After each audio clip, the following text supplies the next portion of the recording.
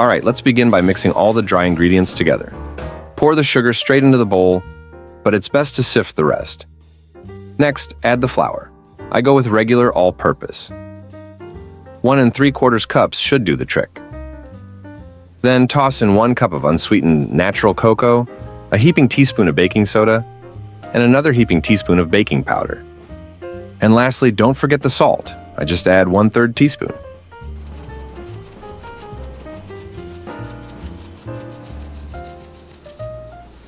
What I love about this recipe is how quick and simple it is.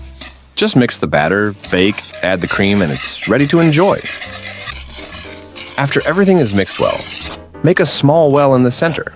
It's a simple trick to help the dry and liquid ingredients come together nicely in one bowl. Now crack in 2 eggs.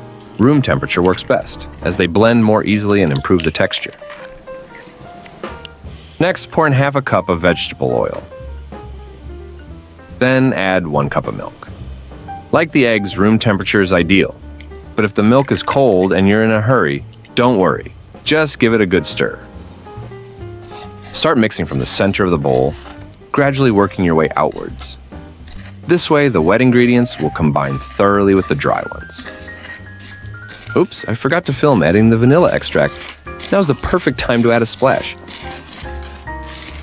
Keep mixing until the batter is smooth and free of lumps. This is exactly how it should look.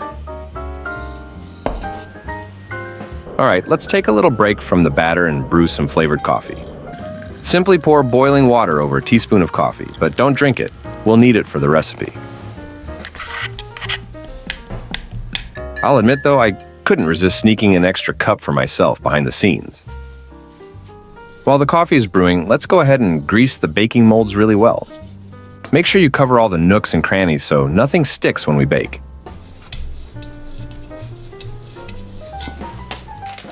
Also, don't forget to line the bottom of the molds with parchment paper. Otherwise, your cakes might decide to settle in and never leave. All right, now let's get back to the batter and slowly pour the coffee in. Adding it little by little makes it easier to blend everything together, giving you a smooth and even batter. Even if the batter looks more like a milkshake, pour in every last drop of coffee. It's exactly how it should be. The batter might seem runny, but trust me, the cake will turn out perfect. Finally, pour the batter into the prepared molds, making sure to divide it evenly, and that's it, ready to bake. If you enjoyed this video, please like and subscribe. It really helps the channel grow. Now place the molds into the preheated oven. If they don't fit on the same rack, just stagger them slightly on different levels. Here comes the magic. After 30 minutes, that runny milkshake will turn into soft, fluffy cake layers. While the cakes are baking, let's quickly make some rich and delicious chocolate cream. Begin by whipping 2/3 cup of heavy cream. For the best results, use chilled cream and a cold bowl. This helps the cream form stable peaks quickly. Once the cream starts to thicken, add 1 tablespoon of sugar. Keep whipping and gradually increase the mixer speed to medium. Whip for a few minutes until the cream thickens and forms stiff peaks that hold their shape. Just be careful not to overwhip, unless you're in the mood for butter instead of cream. All right, the whipped cream's ready. Let's move on. Next, chop 2 bars of chocolate. I recommend using dark chocolate with at least 70% cocoa for a rich flavor. The smaller you chop it, the easier it will melt. Now let's get to the main part of making the cream. First, we'll separate 3 egg yolks from the whites. The yolks help make the cream thicker and creamier, adding a rich flavor and a beautiful golden color. Add a tablespoon of sugar and mix until smooth. I prefer my cream moderately sweet, but if you like it sweeter, feel free to add 2 or even 3 tablespoons of sugar. Pour another 2/3 cup of heavy cream over the yolks and sugar mixture. I'm using 35% fat-heavy cream. Stir until everything is well combined, making sure to break up any sugar crystals and ensure the yolks blend evenly into the cream.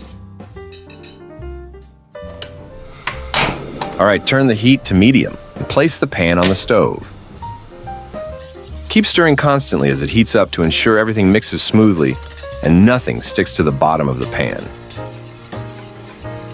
Let the mixture cook until it thickens, but be careful not to let it boil. After removing the pot from the stove, quickly add the finely chopped chocolate. Do this right away before the heavy cream mixture starts to cool down. Stir the chocolate into the cream mixture. It will melt quickly and everything will combine nicely. The cream may be a bit gritty at first, but don't worry. It will smooth out as we go along. Without wasting any time, gently fold the chocolate mixture into the whipped cream. Work quickly here. You need to combine the cream and assemble the cake immediately, as the cream will firm up and become harder to spread as it sets. Well done, the cream is ready. Now, let's get back to the cake layers. Be sure to let them cool in the mold for about 10 minutes before removing them. Otherwise, they might collapse. After they've cooled, gently tap the mold to help the cake layers come out more easily. This is where the parchment paper really helps. Without it, removing the cake layers from the molds would be a lot trickier. Now for the fun part, spreading the cream. To assemble the cake, I used just what I had on hand. The only special tool is the rotating stand, but you can always do a few laps around the cake if you don't have one. All right, time for the second layer. It came out just as easily thanks to the parchment paper and butter. Yep, I know the cream looks a bit strange here, but it's absolutely delicious. If it starts to set and becomes tricky to spread, just warm it gently in a water bath for a moment. Then whip it with a mixer until it's smooth and easy to work with again.